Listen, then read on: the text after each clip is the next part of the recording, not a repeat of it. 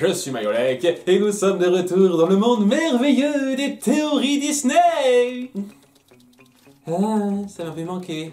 Le succès retentissant de Vice Versa 2 n'a pas manqué de faire réagir les fans. Les théories sont allées bon train bien entendu, jusqu'à s'imaginer quelles autres nouvelles émotions pourraient être dans le troisième volet qui n'a même pas encore été annoncé. Ah oui, rajouter du retcon par-dessus du retcon, ça va rendre ça super digeste. D'ailleurs, certains ont théorisé que les nouvelles émotions du second opus avaient été abordées dès le premier film. Mon cul.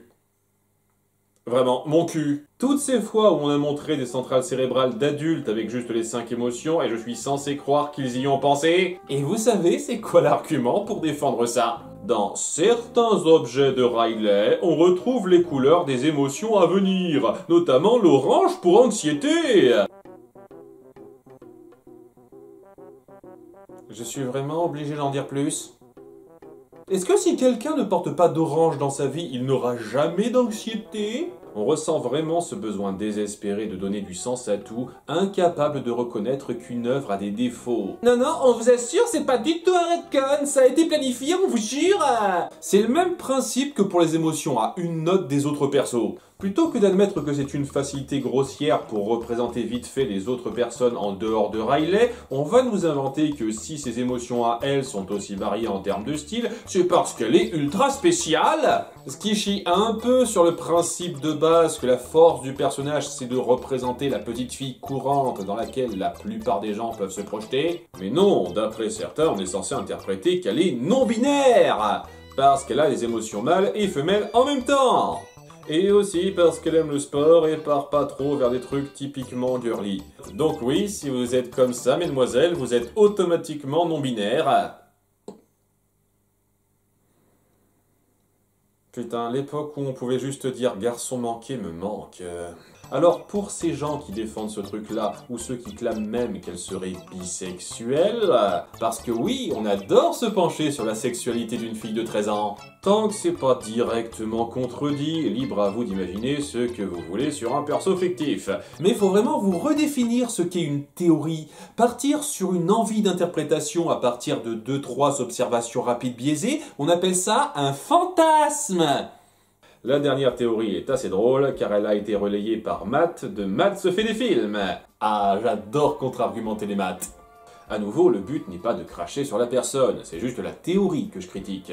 Ces vidéos sont très bien travaillées et il sait souvent être très drôle. Ah, mais je vois le genre, tu veux peut-être pisser tes premières règles par le nez, chérie. Donc rangez vos fourches les fanboys, s'il vous plaît. Riley de Vice Versa et la petite âme 22 du film Soul seraient en réalité la même et unique personne. Ah, machin serait en fait truc, un classique du genre. D'abord, les deux films ont été écrits et créés par la même personne. Ok.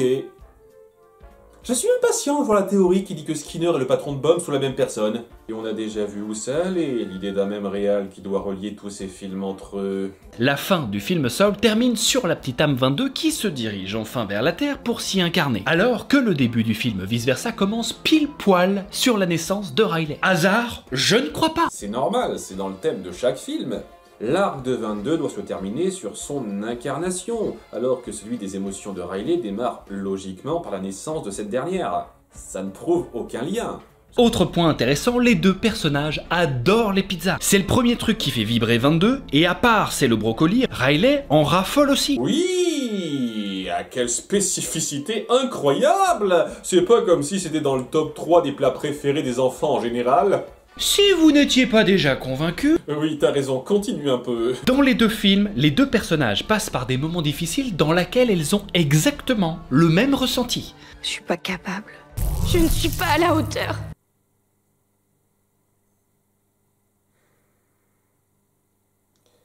Je sais que vous le faites pas exprès, mais il y a des fois ça devient vraiment insultant. Le sentiment de ne pas être à la hauteur est une anxiété qu'énormément de gens vivent. Merde, je suis prêt à parier que c'est la raison principale pour laquelle Vice Versa 2 a parlé à tellement de personnes. Mais là, t'es presque en train d'insinuer que c'est un sentiment spécial et que ça les met à part. Non! Ce n'est pas exceptionnel de douter de soi, et c'est toute la beauté de Vice Versa 2 de faire ressentir ça comme courant. Puis, désolé, mais à la toute fin de Soul, 22 a réussi à surmonter ce ressenti et elle n'avait plus autant cette peur de l'échec, donc ça tient même pas la route si on parle là-dessus. Fascinant, n'est-ce pas? Ouais, pas convaincu. Non mais fais un effort, là! Si tu te réponds à toi-même, j'ai rien à rajouter. Vraiment, il présente ça très légèrement, donc je n'en veux aucunement à Matt. Ça reste néanmoins une théorie qui repose sur du trop léger, juste pour le frisson facile de relier deux films entre eux. Ça n'a pas changé depuis que je m'y suis penché. Sur ce, à dans 5 ans pour la prochaine vidéo Théorie Disney, et portez-vous bien!